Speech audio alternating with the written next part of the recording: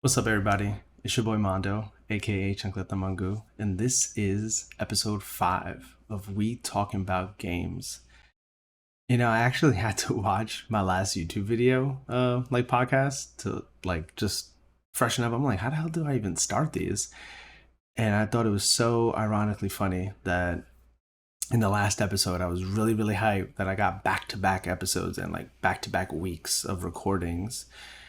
And between that episode and this episode, it's been like almost a month and a half. I actually think it's been a month and a half, which is so unfortunate. But whatever, we're not going to get too much in the weeds of that. I've definitely found a schedule that I think is going to work for recording moving forward.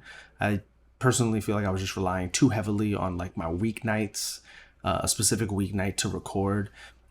So I think going forward, podcast is going to record on Sundays and I'm going to upload it on Mondays. And we're going to see how that works. I'm pretty freaking positive I'll be able to record this Sunday. So we're definitely going to get 2 weeks back to back again. And let's see how consistently we can keep it going from there. But happy to be back. Happy to be recording again. Life has felt super weird without recording, and sitting down here to prepare to even record this episode has been like, what the hell am I doing? And I don't like that feeling. So let's get back to it. But that said, let's jump into what the hell have I been playing recently. I've been playing a lot of things over the last month and a half, but I'm just going to focus on like the last 2 weeks. Been playing over the past few days. I've been playing so much freaking Elden Ring. Like the last 3 days have been nothing but Elden Ring for me. I built a new PC over the weekend. Shout out to my younger brother Adonis, who donated his processor and his motherboard. Got a new GPU too, and we're moving swimmingly on this side right now. The PC is chef's kiss, lovely. I even got on stream yesterday to see how Elden Ring, and was just gonna run on stream because I haven't been able to play PC games and stream them at the same time. My 2080 was just coughing up a lung when I was trying to play games. When I specifically when Helldivers 2 came out, I tried to stream that, and my 2080 was like, nah, dog, we not doing that here. I don't know who you think I am, but I'm not that guy. And so we upgraded everything. Pretty much the only thing that carried over is my power supply, funnily enough. And so we're moving great on that. Been playing a lot of Elden Ring because I'm not really sure if I'll be able to beat it before the DLC comes out, but I was just a little invigorated to dive back in because my first playthrough, I cut it real short after like the first 2 bosses. This playthrough is going way better, like way better. So if you want, follow me on Twitch at Chocolate the Mangu, and I'm more than likely going to be streaming more often now. Because the only reason I really kind of stopped that because I wasn't playing very many things on my consoles, and I just couldn't stream PC games anymore. It kind of sucked. But we back, baby. We back. Also been playing Yakuza Like a Dragon. Bought that on Steam recently too, so I've been playing a lot of that on my Steam Deck specifically. The portable devices are so good for JRPGs. But that's been a lot of fun too. Just love the charm that game has.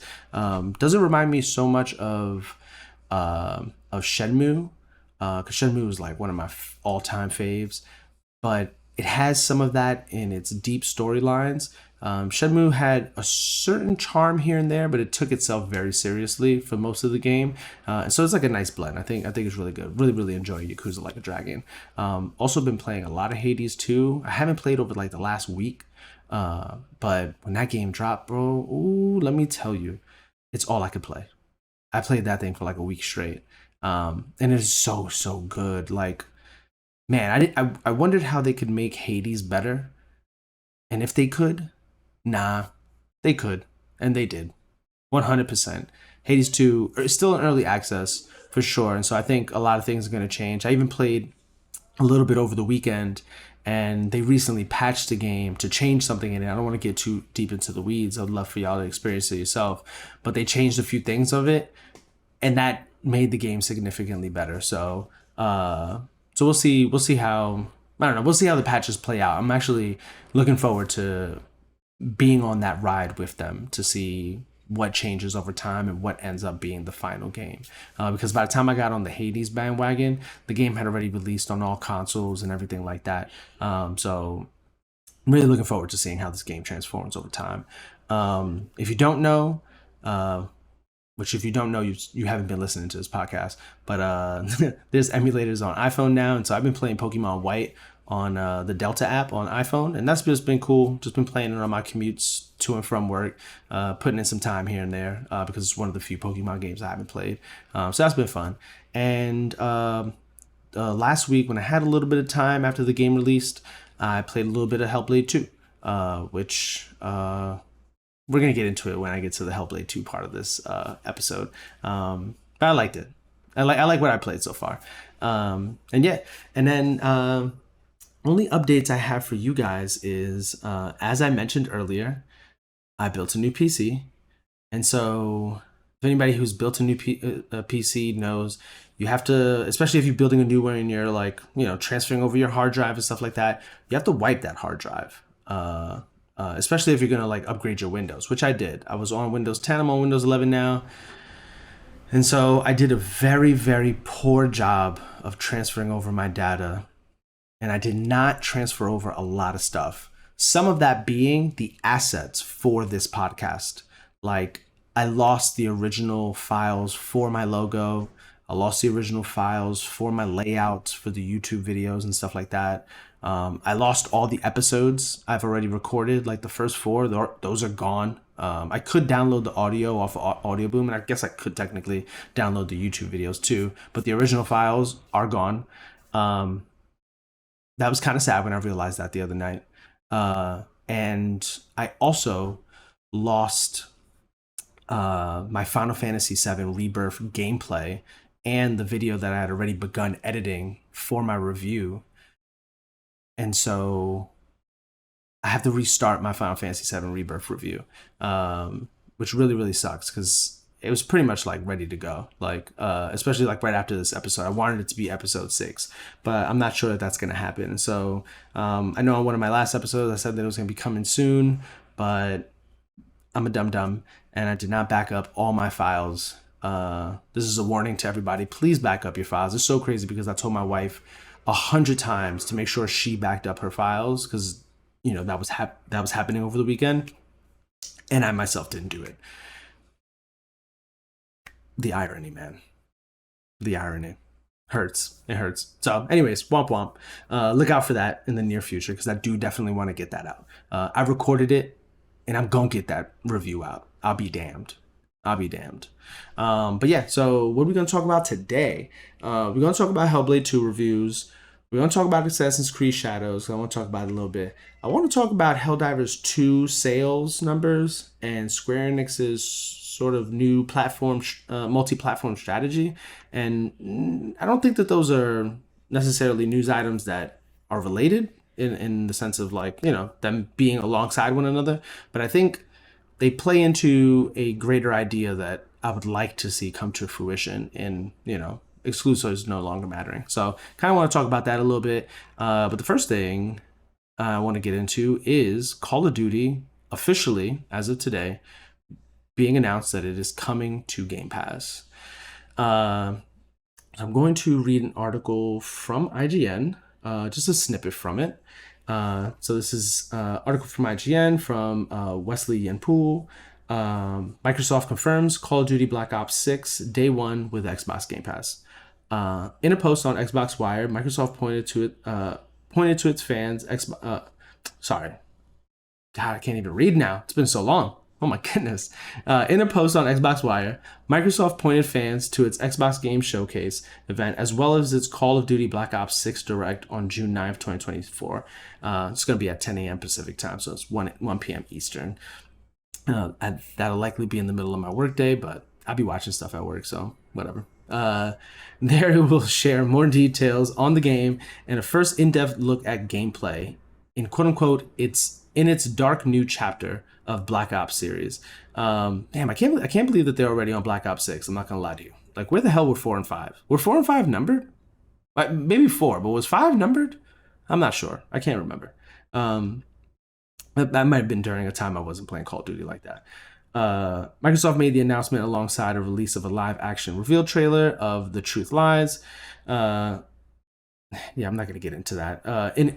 In it, we see world leaders including Bill Clinton, Margaret Thatcher, George H.W. Bush, Colin Powell, and Saddam Hussein. Oh, I said Saddam Hussein delivering cryptid speeches. Black Ops 6 is reported to be set during the events of the Gulf War during the early 90s.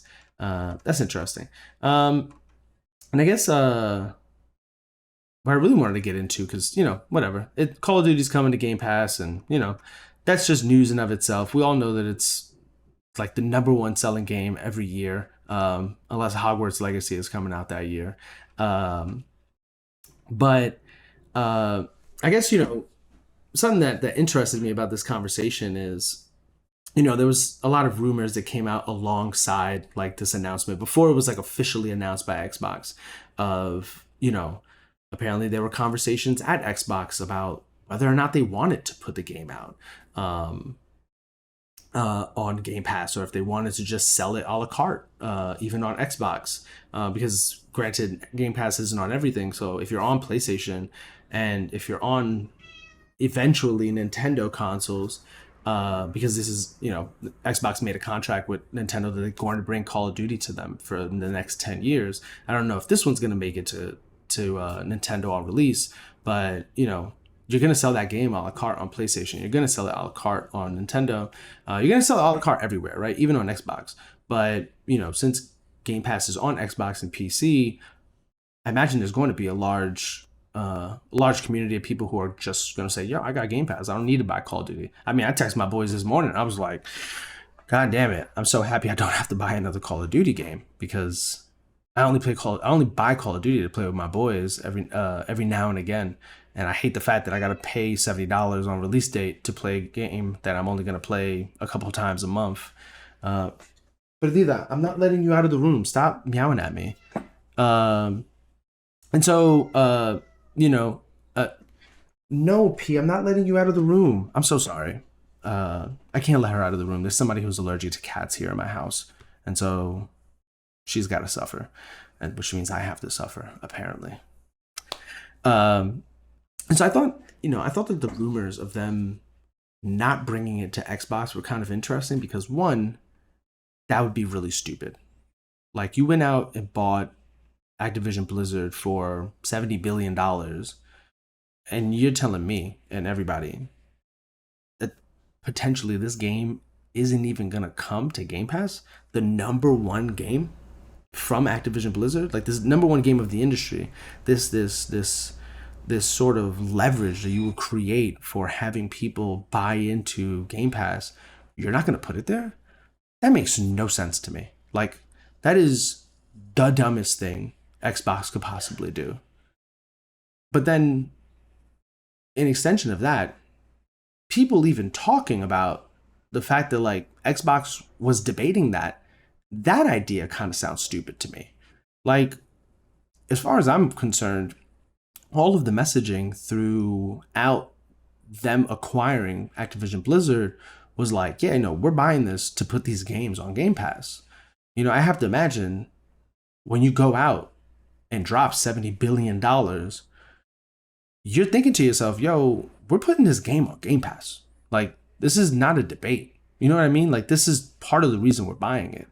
And so to think that at the last minute they were actually debating it kind of seems ridiculous to me. And I saw some people online sort of trying to use that as a means to further dogpile on Xbox executives to say like, yo, like they don't know what they're doing over there. And that just that don't make sense to me, to be honest with you. I think they're not the people who were debating that. Like, if there was anybody in the room at Microsoft saying, yo, why are we doing this? Why aren't we just selling the game a la carte? That was not the people who have been telling us for the past couple of years that these games are coming to Game Pass. It just cannot possibly be those people. If it is, then god damn are they stupid. But I just don't have any reason to believe that they're that stupid. But then, I'm not going to get into the weeds of it, but, they've recently been, cutting staff over there, but they also recently closed Tango Gameworks and the Redfall creator, which is Arcane Austin, who made games like, I think they made the Wolfenstein games, if I'm not mistaken. But they're most popularly known for like Prey and Dishonored, and they closed those two studios that like people adore. And despite Redfall being a failure, that was a studio that still had the potential to make another Prey, to make another Dishonored, to make another game that was critically acclaimed like those. And a Tango Gameworks that just released Hi-Fi Rush last year, which was like your best game, not just last year, but like your best game in years, like critically acclaimed games in years. And you close these studios. And so I don't think that there's a lack of people thinking that Xbox is doing some really stupid shit. And so I can understand the sentiment of like looking at this and being like, why the hell are they even debating this? That's stupid. And internally, and within myself, I think it's kind of stupid to think that they were actually debating that. Because I think we hear rumors and like we think it's a 1-for-1. Like what we heard is exactly what happened. And I'm not really sure that that's really the case. I think in most cases, when you hear a rumor, it usually isn't a 1-for-1. Usually, if you were young, well, we're all young, I guess, bad way of putting it. But when we were young, if you were in a class that ever did this experiment, I think I was in the third grade, sixth grade. I only know because I remember being in that class when the Twin Towers fell. But in my sixth grade class, we did the experiment of like, I'm going to tell you something and you have to tell it to the next person and they're going to tell it to the next person and so on and so forth. And we're going to see what it is the last person heard. And it tends to be that the last person did not hear what the first person, told the second person. Often enough, the third person didn't even hear the same thing that I told the second person, right? And so like even the exchange from one person to another, the story already shifts. And so like I always, I think that's why you got to take rumors with a grain of salt, like, especially because like this isn't like a rumor of like a game being announced, which like that's something that is a 1-for-1. It's either gonna happen or it's not gonna happen. But like rumors around conversations having happened and the kind of conversations that have happened, that sounds ridiculous to me. And that just, I cannot sit here and believe that a room full of executives that just spent $70 billion are sitting down after making the acquisition and saying to themselves, hey, so, I know we've been talking about doing this for like years, but like, hey, are we really going to do it? Like, why would we do it? And so on and so forth. Why the hell would you do it? What the fuck you mean? This is your Stranger Things. This is your Game of Thrones. This is your exclusive piece that is supposed to draw people to Game Pass. And as much as I don't give a shit about exclusive games, that's what you need to sell this product. That's what you need to get people to be like, maybe there's value over here for me. Now that you have an MLB The Show on there, now that you have a steady cadence of planned out games coming to Game Pass, exclusive like Xbox games, now you have MLB The Show, Call of Duty, Hellblade just released last week.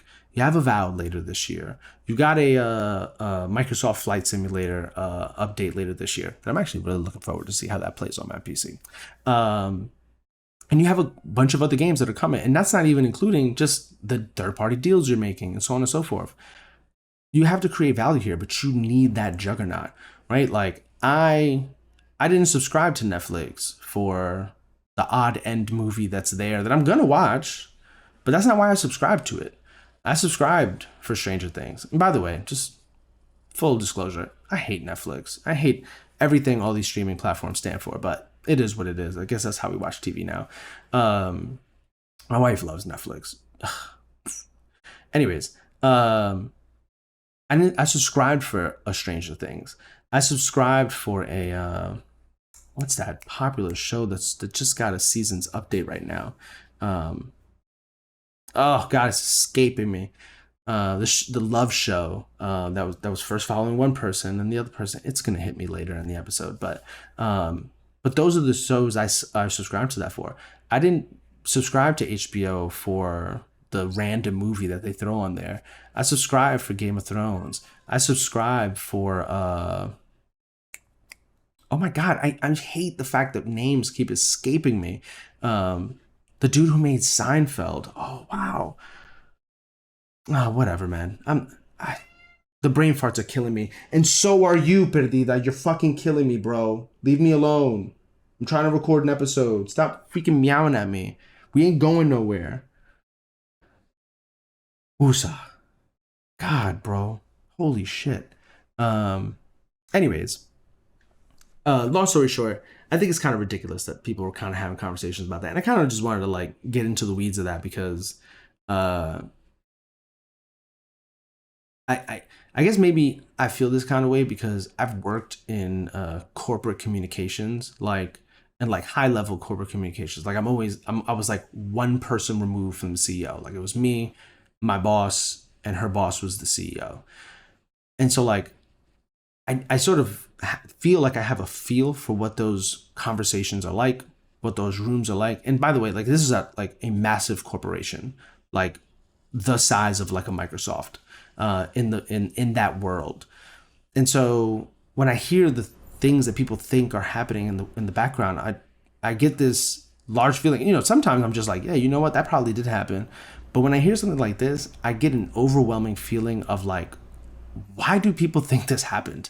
Because there's just no fucking way, unless that room was full of idiots, that is how it went down. Because for me, I just imagine that the way it went down is the executives at Xbox, who have been talking about doing this for years, wanted to do it.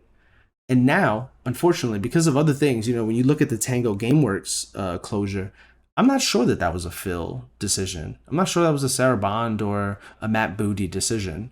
It just, in my head, it can't possibly be. And now that they've purchased Activision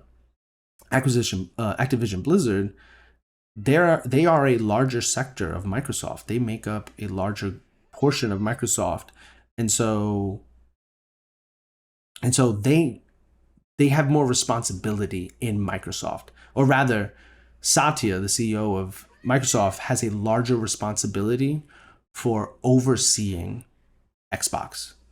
He has to make more decisions for Xbox than he was before. It's sort of like a, hey Phil, you can kind of do whatever you want to do, and that's always the way it's been, right? Like you can do whatever you want to do within these bounds.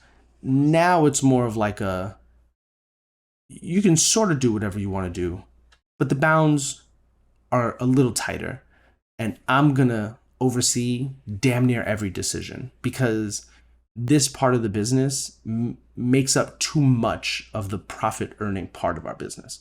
And so I imagine that there were some bean counters in the room who were like, yo, why are we doing this? And Phil's like, this is why the fuck we're doing this, my guy. Like, what are you talking about? And I had somebody respond to me on Twitter of like, yeah, but didn't they count the beans? Like, didn't someone already calculate for this before they bought it? And it's like, yeah, no, for sure. Someone probably did. More than likely did. But then you reanalyze it and you look at it again. Who knows if the person who originally counted it is still at the company? And someone else is now there after the acquisition counting it and saying like, yo, wait, why did we make this decision a few years ago if this is what we can do with it? Like this is why I hear a rumor like that again, it's not a one for one. It's not a game announcement or this might happen. It's a conversation that happened. And it just doesn't make no sense to me.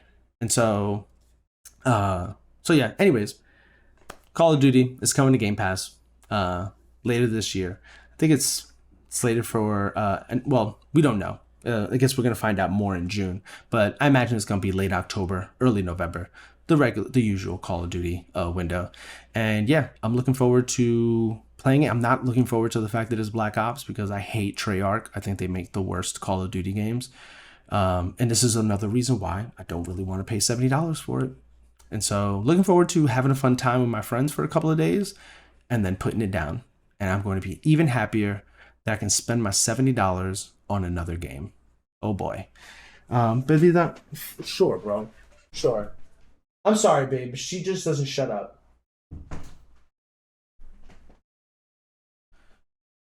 I'm sorry. I had to get the cat out of the room. She just won't shut up. She just won't shut up. It's just crazy. She's usually really good with the episodes, but I think my wife has company right now. And so I think I don't know, she's just being a maniosa. She's just being annoying. She just wants to want. I promise you, before the end of this episode, she will be knocking on my door to let her back in. And I won't be surprised if it's in the next 10 minutes because that's how she is. God. She's the producer of the show. This is the producer of my podcast, by the way, in case you were fucking wondering. Anyways, transitioning from one Xbox game to another, last week, Hellblade 2 finally released. I feel like it's been forever. But this is Xbox's first big exclusive of the year, and it has been met with some polarizing reception. I say polarizing because I feel like it has been received as a game you either love it for what it is or you really, really dislike it. And there are so few people who are like right in between. I think there's more people who like it and are just like, yeah, you know, like this is good, or it's really good. More so than there are people who are like, what the hell have they been doing for 5 years?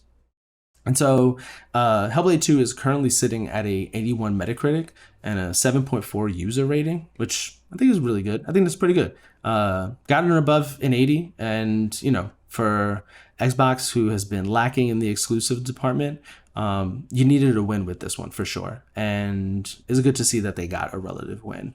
And I just want to read off just 2, 3, maybe 4 of the shorthand reviews off of Metacritic to give some examples of how people feel about this game. So I'm going to read off a 100 for Hellblade. And I'm not going to lie. I played a little bit of the game, and I'm not really sure how somebody arrives at a 100. But we're going to read a 100 anyways. Despite the backing of a company as large and as well-funded as Microsoft, Ninja Theory have, in my opinion, nurtured their independent spirit and kept it well and truly alive in every facet. It's brutal, it's breathtaking, it's brilliant. If this is independent AAA, quote unquote, sign me up for more. And that is from Xbox era.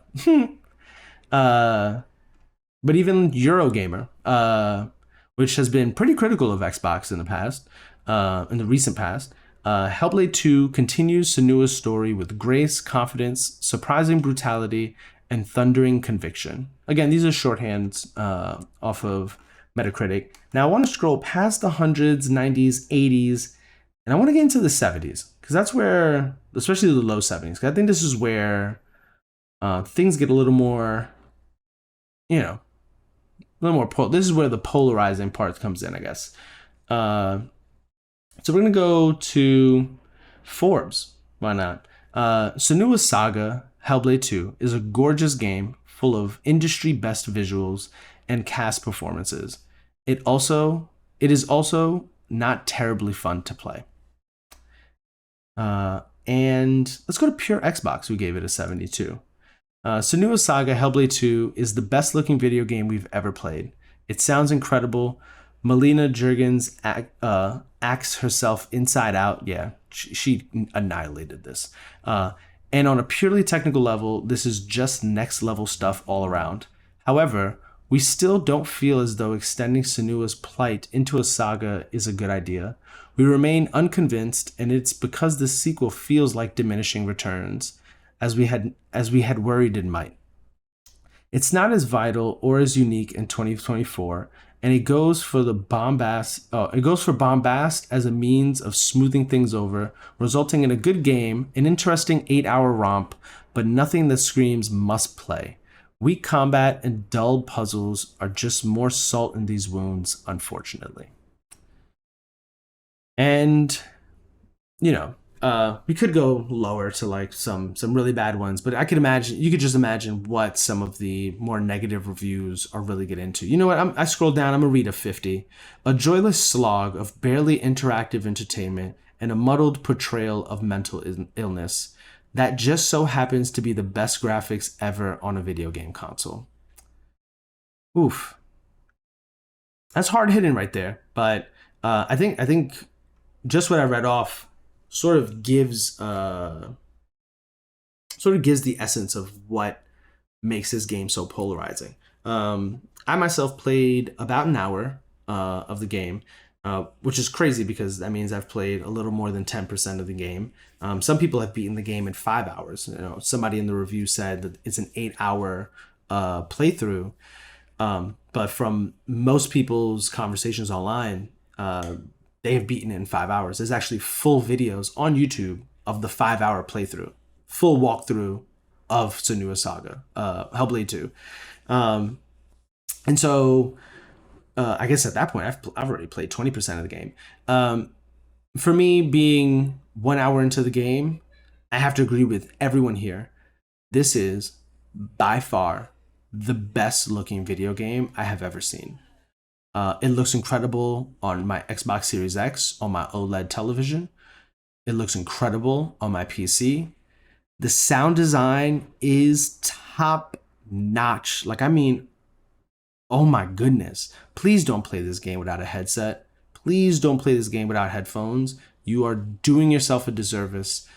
It deserves better than that. It really, really does. And if you don't have headphones, just don't play this game until you have headphones. Like, it's not worth it.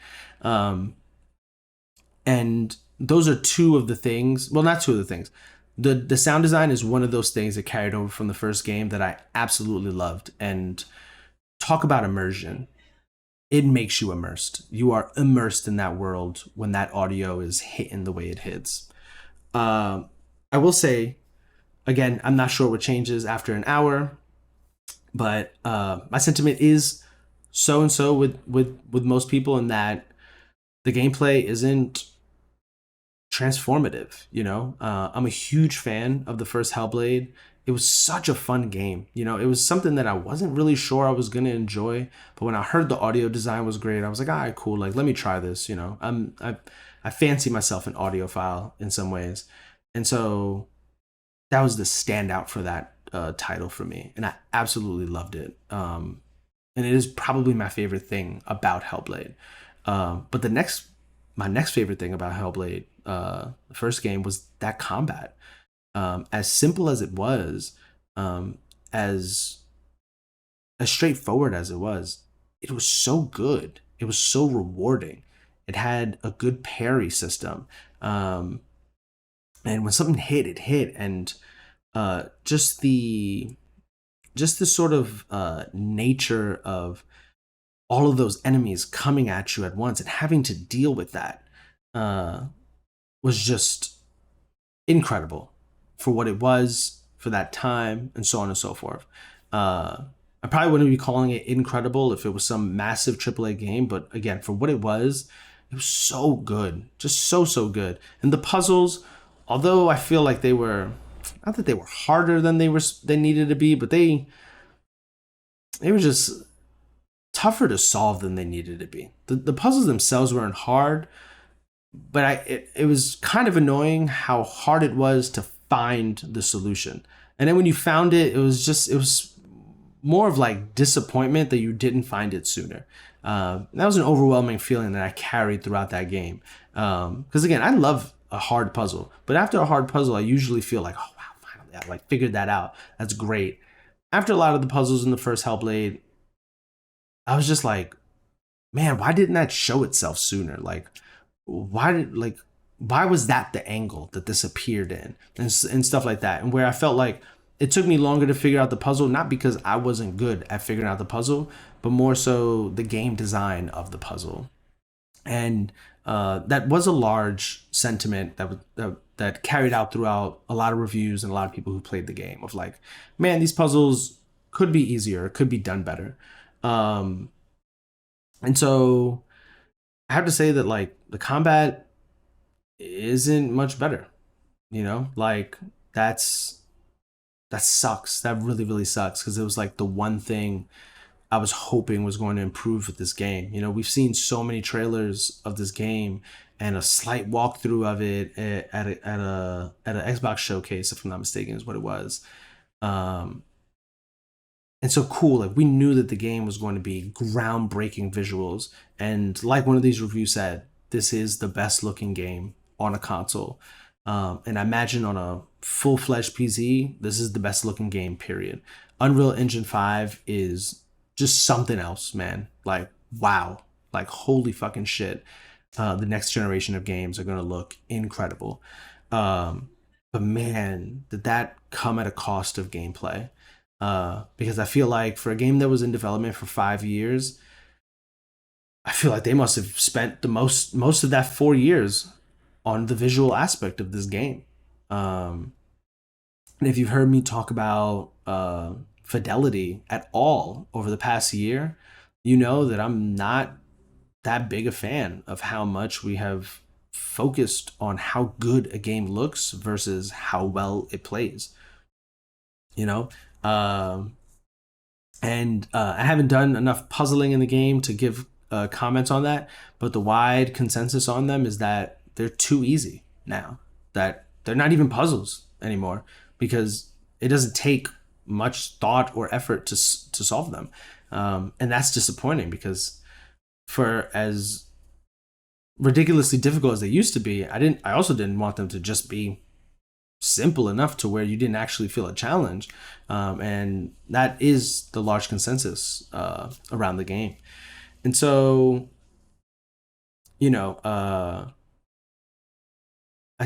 there were comments, people talking about it online, obviously, and one comment that I had to someone's tweet, I forget exactly what they tweeted, but like my thought was just like, this is what we get when you focus so heavily on fidelity. Like, this is the best looking video game I have ever seen.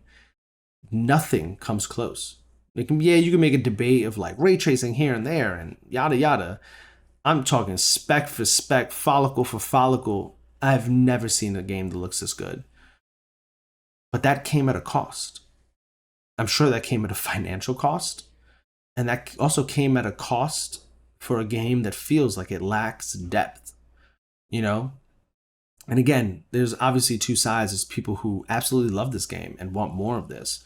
And there's another side that is large, but seemingly not as large, that aren't that fulfilled with the game and feel like the past 5 years that they've waited for a sequel for a game that they ended up loving, because I feel like Hellblade, the first one, is like a cult classic. Like, if you played it, you sort of walked away from that like, man, I wasn't expecting that, but that was a blast, and a lot of people didn't play it, and so it's sort of like, I would put it in that category.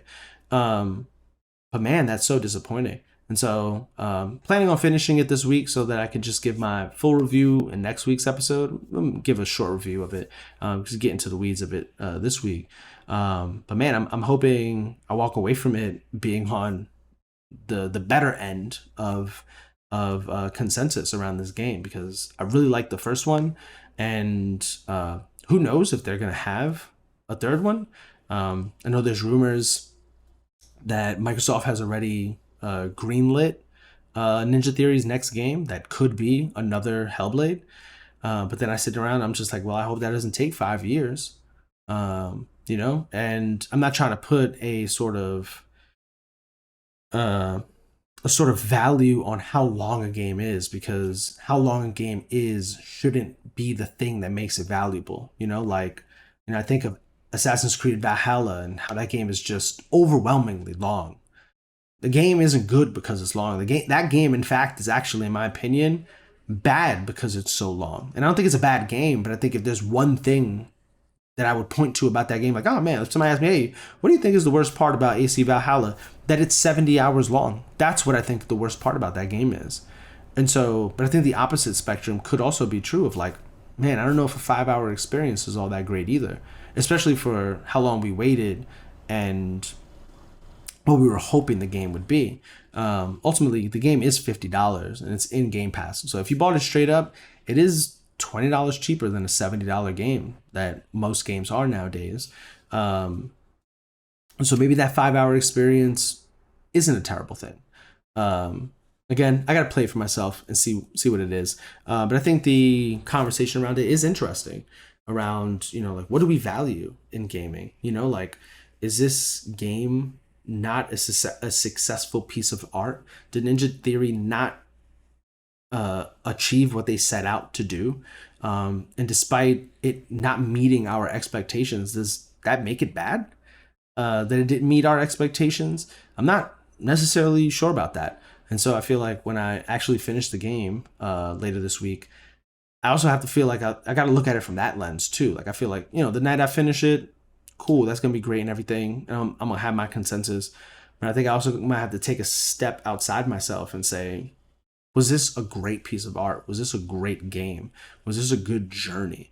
Because not every game has to be some super combative thing or super gamey thing. Like you'll hear me say over time, like that's a video game ass game, which I love. I love a video game ass game, but I also love a game that gets deeper than that. And Hellblade, the first one, definitely did that. Definitely got deeper than that. And so I don't know, very interested to see what my journey is going to end up like. And so tune back next week. Tune in next week to see what my final thoughts on Hellblade 2 is. And I'd love to hear what your thoughts on Hellblade 2 are. On whether or not you liked it, whether you played it, whether you played the first one. And if you haven't played the first one, please go play that first one. Don't let what people have said about Hellblade 2 stop you from playing that first one. That first one is a gem and deserves to be played. It deserves to be experienced because they did some really, really amazing stuff, especially tackling just the conversation and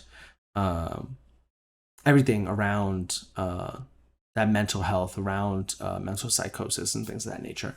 And so, so I don't know. That's my thoughts on Hellblade 2. I'm not gonna get too much into the weeds of it. But I guess to get into another controversial topic, Assassin's Creed Shadows recently got announced, and I'm calling them the DEI police. The DEI police have come running for the game. And so, very quickly, Assassin's Creed Shadows has been announced for release this year on November 15th. Super duper looking forward to it because as a longtime Assassin's Creed fan, I feel like myself and many others have been like, yo, when is that Japan-based Assassin's Creed game coming out? Because I needs that. I needs that. Like, what is good? Like, we've been waiting so long, but it's finally coming. And so, in the game, we're going to play as one of two protagonists: Yasuke, a black samurai, and a ninja-like female shinobi named Now. I feel like it's pronounced like now, like right now, but it's not. It's not spelled that way. It's Naoe, but I feel like that's pronounced now. And so this game takes place in Japan, sort of like a feudal Japan, samurai era Japan, and the game has been met with a lot of hate, a lot of controversy. And what do you think it's for? It's for its black samurai Yasuke. For those who don't know, Yasuke is a real person from Japanese history. There isn't a lot known about him, but I feel like he's popular because he was an African man in Japan at that time, which was very, very rare at that time. And so I'm just going to read the beginning excerpt from Wikipedia, if we could take that for what it is. I feel like I grew up with my teacher saying, "Yo, don't go to Wikipedia to reference your work. We don't want that." But I have also grown up to realize that like pretty much everything on Wikipedia is right, and they have people, keeping these things up to date, so to speak. And so Yasuke was a man of African origin who served as a retainer to the Japanese daimyo Oda Nobunaga, Nobunaga, for a period of 15 months between 1581 and 1582, during the Sengoku period until Nobunaga's death in the Honnoji incident. Man, I really gotta learn a little bit of Japanese so I can understand how some of these are pronounced and stuff. I always felt like my Spanish has allowed me to pronounce things better than like a traditional American. But whenever I read Southeast Asian names or anything like that, Asian names in general, it always fucks me up. It really does. Because I feel like I'm reading it right, but I also feel like, damn, I'm probably reading it wrong. And so, just off of that bit right there, Yasuke is a real person. And my definition of retainer at that time was a samurai. And so I'll read the rest too, because I feel like the rest is also maybe a little bit helpful. There are a few historical documents on Yasuke. From the fragmentary accounts, Yasuke first arrived in Japan in the service of Jesuit Alessandro Villinano, yeah, Alessandro Villinano. He was summoned to Nobunaga after Nobunaga wished to see a black man, which sounds so crazy.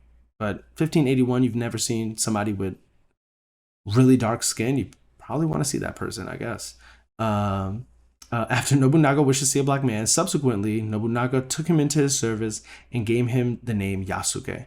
As a retainer, he was granted a stipend, a house, and a short sword.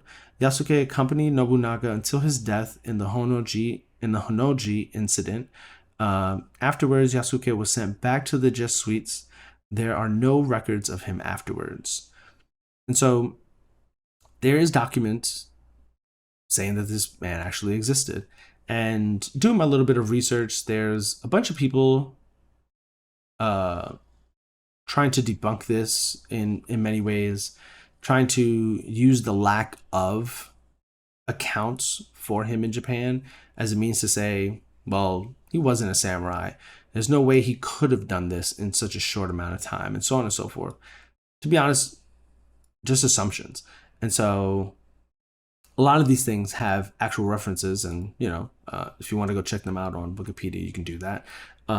Check out the validity of it. But regardless of whether he was real or not, he was real enough for Assassin's Creed to decide, hey, we're going to use this historical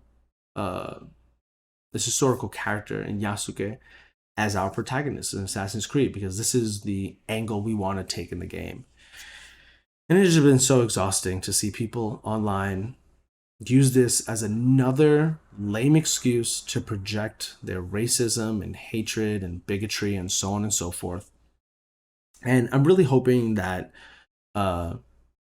Assassin's Creed, like many other games, can just push through this and be the great game we all know it has the potential of being.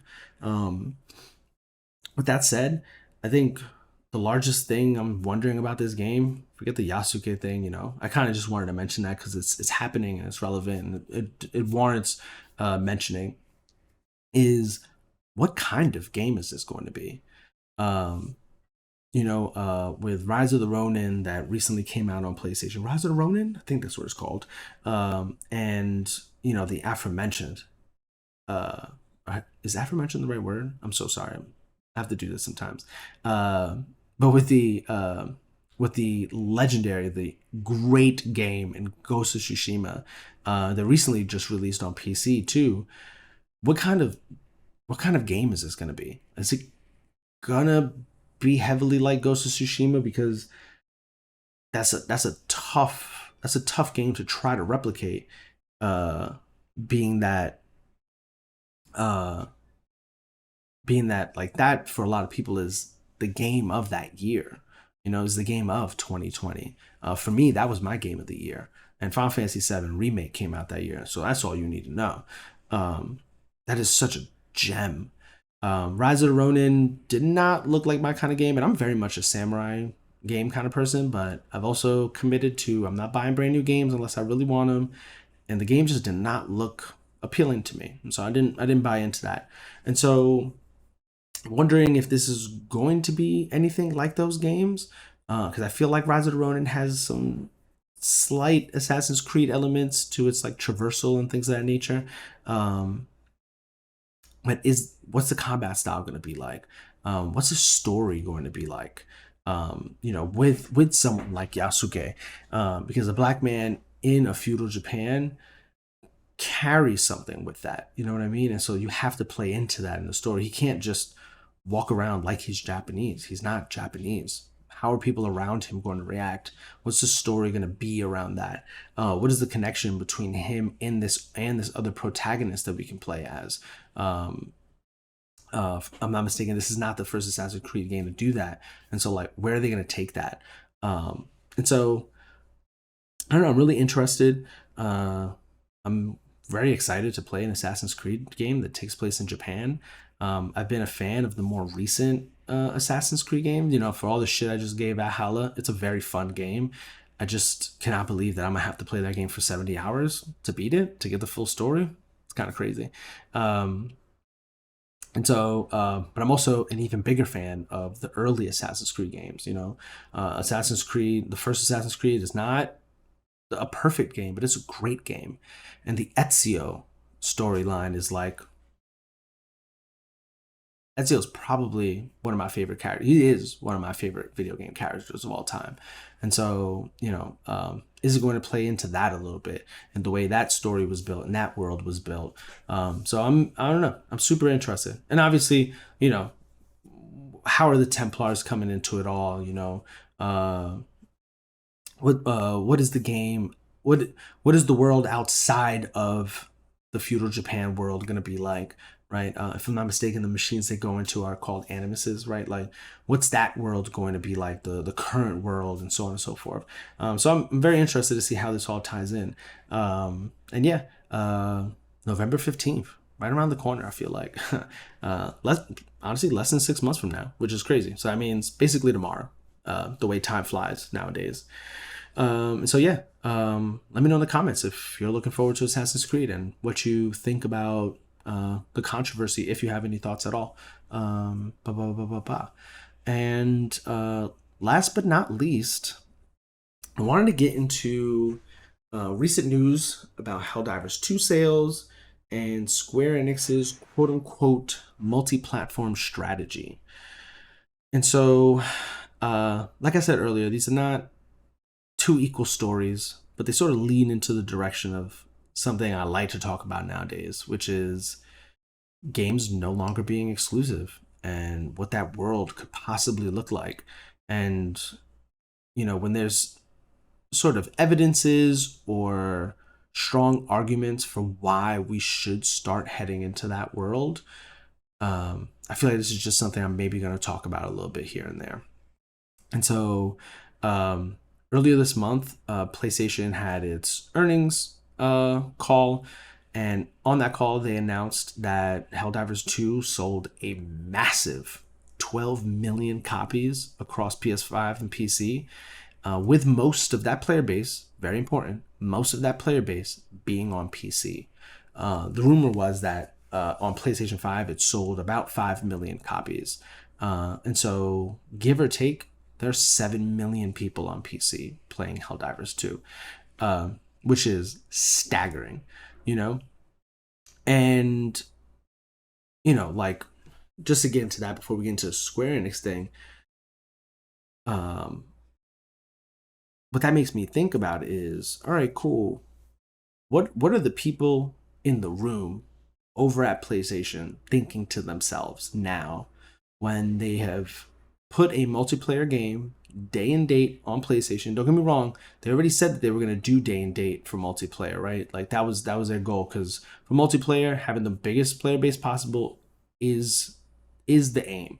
That is how you're going to succeed with those games.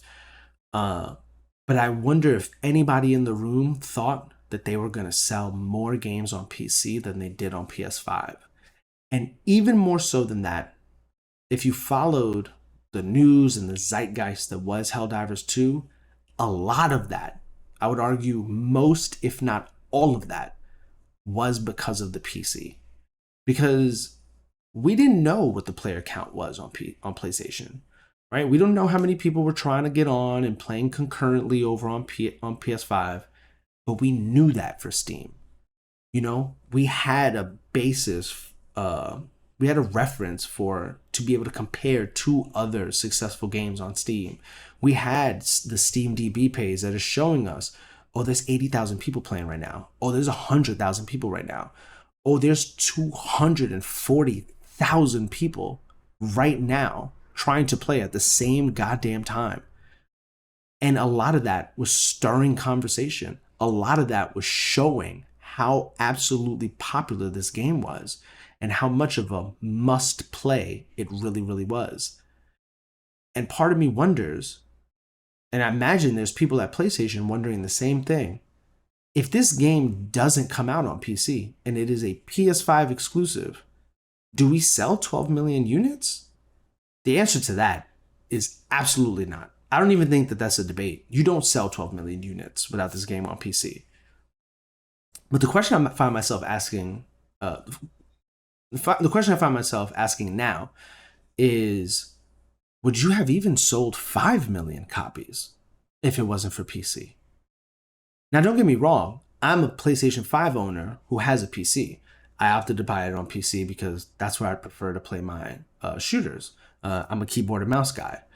And so I imagine there's a lot of people like that have PS5s and have a PC, and there's a whole bunch of people like that, especially the people who talk about nobody has an Xbox. Why do I need an Xbox when I can just buy a PC? So I imagine there's a whole bunch of people who have PS5s and PCs.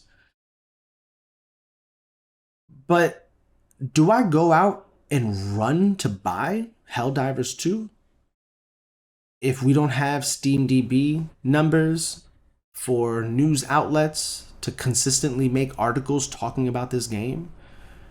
Do the servers overflow at any point in time that make people feel like, damn, there's a lot of people playing this right now, like this is great? I'm not sure, because a lot of what sells a game is that initial zeitgeist. If you don't have an all-time great game, if you don't have a Grand Theft Auto, if you don't have a God of War, if you don't have a Spider-Man, if you don't have a Last of Us, if you don't have these premier titles, you don't have a Horizon, that initial launch window is your window. Like, that is your time to make sales, to make money. Helldivers was not some incredible franchise before Helldivers 2 that everybody was on the edge, can't wait for this to come out, can't wait to play this. That was not the sentiment around Helldivers 2. Helldivers 2 was like, man, this game looks pretty cool. Wonder what it's gonna be like, and looking forward to seeing what people have to say about it, to see if I'm gonna buy it. And it helped a ton that game was only $40. I think that's another big reason why a lot of people just went out and bought it, because it wasn't too big of a commitment. $40, and a lot of people are having fun with it. There's a lot of people playing with it. So many people that I can't even get on because the servers are full. Let me go cop that. And I feel like those 7 million people who bought it on PC had a whole lot to do with why a big number of that 5 million people on PS5 went out and bought the game. And I personally do not think that the game even sells 5 million copies without PC. Without PC creating the conversation, without PC throwing fuel to the flame of that zeitgeist that was Helldivers 2 in late February, that game don't even sell 5 million units. And they went out and sold 12 because of that. And when you look at past launches of PlayStation games, even more recently, like Ghost of Tsushima, that game ain't sell millions and millions of units on PC, maybe they sold 1 million, you know what I mean? I think the concurrent count was upwards of like 70,000, 80,000 people at a time. That's quite a lot of people. But we've seen God of War numbers, we've seen the Horizon numbers, we've seen the Spider-Man numbers. They're not staggering sales numbers for a game that came out years ago that they're now porting to PC. Because again, that zeitgeist has a lot to do with the sales of a game. Now, imagining there are many people like me who have a PS5, and when that game came out on PlayStation, I bought it on PlayStation. I'm not buying it again on PC. I'm not going to buy it again on PC.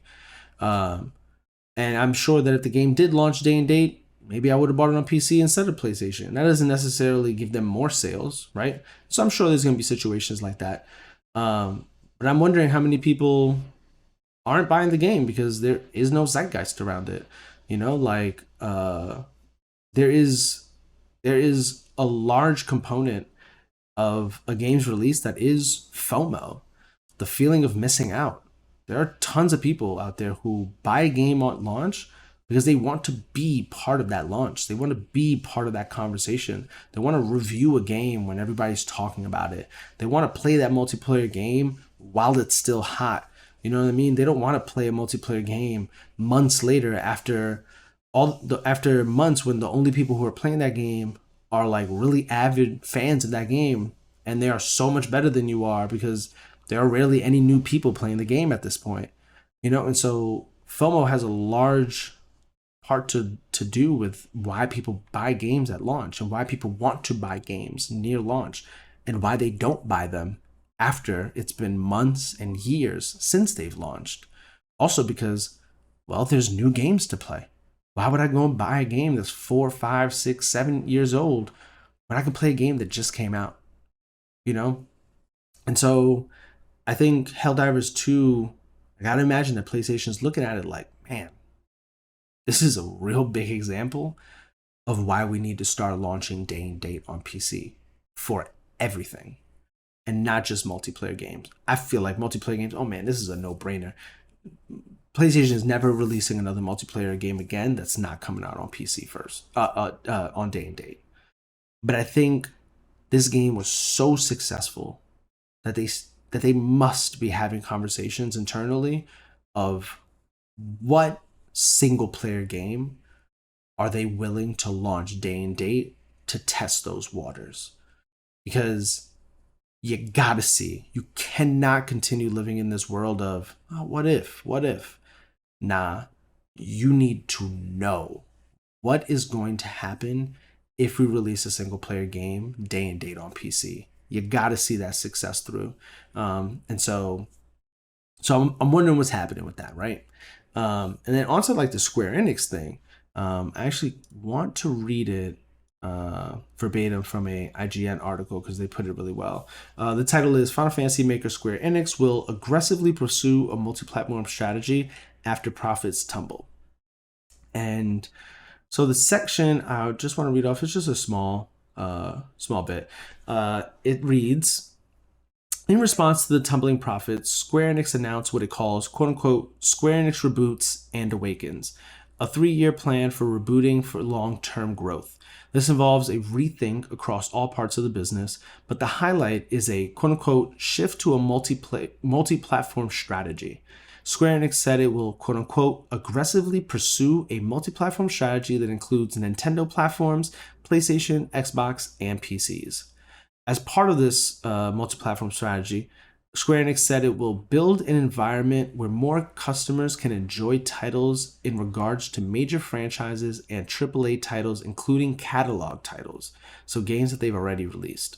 The suggestion in all this is mainline Final Fantasy games will ditch PlayStation exclusivity going forward, although Square Enix has yet to announce specifics beyond Final Fantasy XVI's upcoming launch on PC.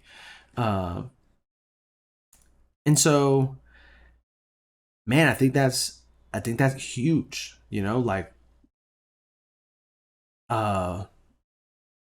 point I keep thinking about with this is like, Square Enix is one of the bigger publishers that has had a more prominent exclusivity deal. There's like Call of Duty has some marketing exclusivity deals with PlayStation and things of that nature. There's like smaller JRPGs, and Square Enix has got a bunch of games that are exclusive to the Switch, but they are not Final Fantasy. You know what I mean? They're smaller titles that might be like Final Fantasy, might be turn-based, it might be this, it might be that, but it is not a juggernaut like a Final Fantasy. There's 16 Final Fantasies for a reason, I like to think.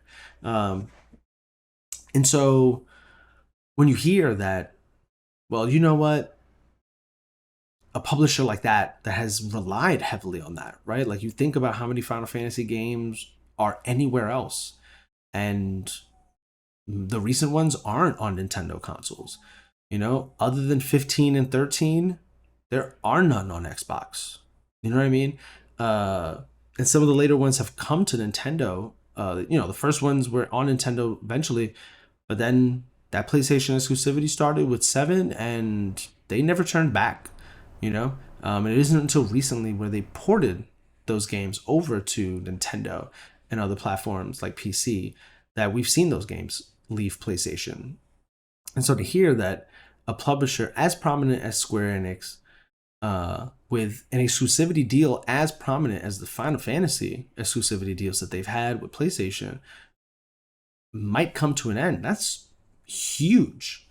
And I don't think it's just huge for them. I think it's huge for anyone who might be interested in having deals like this in the future, and saying to themselves, well, if Square's not doing it anymore, why are we doing it? You know?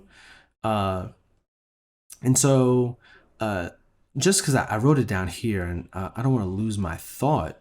I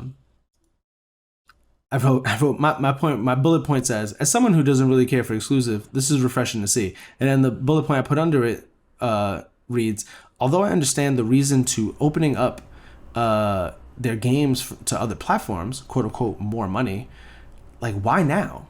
You know, hasn't that always been the case, right? Like, because my thought is, like, hasn't it always been the case that you can make more money by putting your games on more platforms? Like, was the exclusivity deal that good? Like, you know, like, was PlayStation paying out that much money? Is Nintendo paying out that much money for you to have these games exclusive to the platforms and not sell them to anyone else? Are they that lucrative? And I guess at some point they must have been, but then it makes me think, are they no longer that lucrative? You know? And so that, you know, just to continue on from what I'm saying, like, hasn't that always been the case? Couldn't you always get more money before? Next question, are the exclusive deals not good enough anymore? Or the last one, which is the PC market that untapped nowadays? Are console players shifting to PC? And so, because that's the only place I can sort of like get to now, where it's like, all right, the deals must have been lucrative enough back in the days for a Square Enix to find enough of a reason to say, you know what, yeah, you can have this game and we won't sell it anywhere else. And the same goes for everyone else, right? Yeah, you know, you could toss us the bag and y'all can have the game. Like, we don't need to sell it anywhere else if this is what you're giving us. But then it leads me to think, like, all right, the deal must not be good enough anymore. Why isn't it good enough anymore?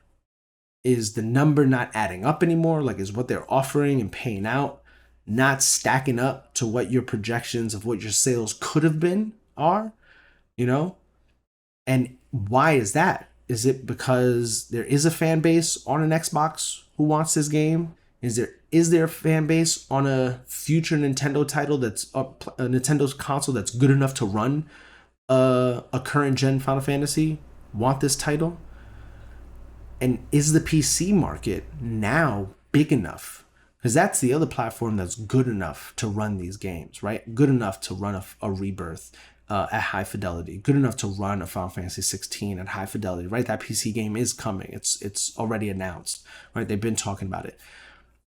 Is that market that untapped now? And if it's that untapped now, was it not always that way? Were there not enough PC players that would want this game that warranted you going and making it for that platform? You know, which makes me think, like, man, the shift to PC must really be real. And not just in my generation as millennials, as like people who are just grown up, have a little extra money and are like, you know what, I'm gonna go build a high-end PC so I can play games the best way possible. But is that a new generation, a younger generation that is choosing PC over consoles? You know, I think about my nephew and how badly he wanted a PC. You know, he has consoles. That's fine and all. But guess what? He doesn't talk about his consoles to me. He talks about his PC. And so does this show that a new generation of gamers is leaning toward another platform so heavily that it is no longer lucrative to make these exclusive deals with a console maker? I don't know what the answer is, but I do know that based on these two things, Helldivers selling more units on PC, a PlayStation exclusive game selling more games on a platform that is not PlayStation, and Square Enix coming out and literally saying, yeah, we're changing our strategy and we're going to sell our games in more places because that's what makes sense for us right now. Those things are telling me a story, and it is that the console market does not have the stranglehold on gaming that it once had. And these gamers, new and old, are going to other places to get their enjoyment that is gaming. And a lot of that is PC. I mean, I grew up a console guy myself, but I also grew up with a PC at home. I just also knew that my PC didn't have the games I wanted to play, and also my compact gateway PC didn't. Compact gateway. I can't believe that, man. I'm aging myself right now.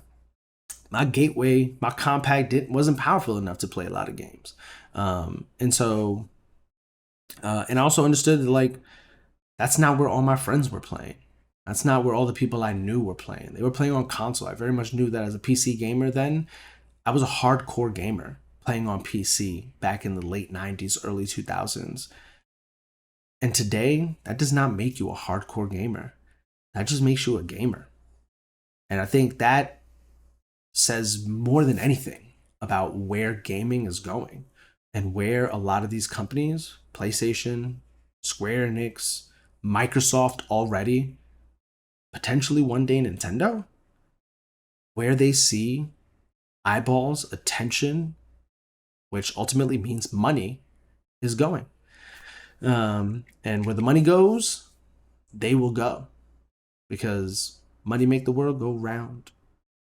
Anyways, and so yeah, that's my thoughts on that. I kind of just wanted to talk about those two things because I think they speak heavily to the direction that gaming is going. Like, man, we might one day live in a world where outside of Nintendo, because who the hell knows what those guys over there are going to do? They making hand over fist money over there.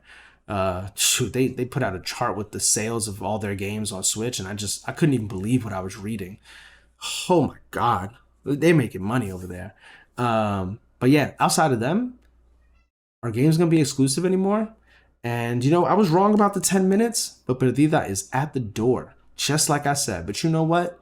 She's staying out there until this episode's over, because we're almost done anyways. And so those were four main stories for today, and I just have a few honorable mentions. We'll go through them really quickly. So the first one is Astrobot is rumored to get a new game, and it's not going to be a PSVR game apparently. And why the hell would it be? To be honest with you, PlayStation VR. What a joke. If you don't know, if you don't have a PS5 at least, because it came with the PS5, Astrobot has a pack-in game with the PS5, and it is phenomenal. It is pretty much just like to show you what the PS5 is all about, show you everything that the controller can do, everything that the console can do, so on and so forth. But that game was so much fun. Honestly, it's probably one of the best PS5 games I've played. And it was a pack-in game, which is bananas. It reminds me of how good the demos that used to come with older PlayStations were. Man, what a time to be alive. And so I'm looking forward to that, actually. Hopefully that does get announced soon, because I would love to see what that looks like. Next is Nintendo said that they will talk about their next console by the end of this fiscal year, which ends in April 2025, if I'm not mistaken. So, or March 2025, one of those two. I think it's March 2025 because that's a end of a quarter. So basically, before April 2025, we should know about the next Nintendo console, and that is exciting. Like, really, really exciting. And like, no more rumors, no more speculations, no more is it coming? Like, no, it's coming. They said themselves it's coming, and we're going to talk about it in the next year. And so, I don't know, looking forward to what it's going to be like. Rumors are that it's going to be as powerful as a Series S console. It's going to be 1080p handheld, 4K docked. Not really sure why a Nintendo Switch is going to be 4K, but whatever, we'll see. Hopefully it just has better battery life, better Joy-Cons. 1080p screen sounds good to me. And yeah, as powerful as the Series S, that means it's going to play some pretty good games, which was probably the most disappointing thing about the current Switch, for all it's worth. And last but not least, Doom: The Dark Ages is being heavily rumored to be announced at the Xbox Game Showcase on June 9th. I just thought that was a interesting one because Doom is a huge franchise, and it's like the one game that has been like talked about the most that it's actually coming in that Xbox showcase. So I thought it was worth mentioning.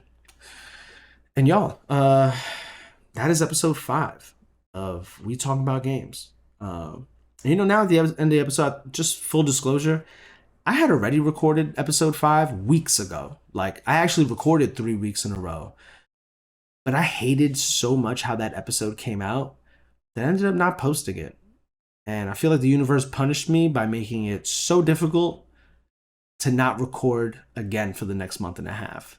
And so I think moving forward, regardless of how bad I think an episode is, how much better it could be, because I mean, looking back on it, it really wasn't even that bad.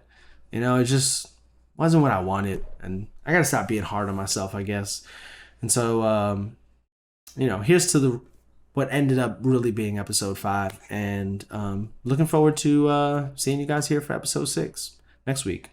And so on that note, if you're watching on YouTube, hit that subscribe button, leave a comment, let me know what you think of any of these things that I brought up. If there's anything you want me to talk about next week, there is a Google form link in the bio of the podcast on podcast services and on YouTube. Click that and send in your thoughts for the next episode. I got to do a better job of sharing that link before I record so that people can get their thoughts in ahead of the episode. So I have some of those to talk about and I can actually use them.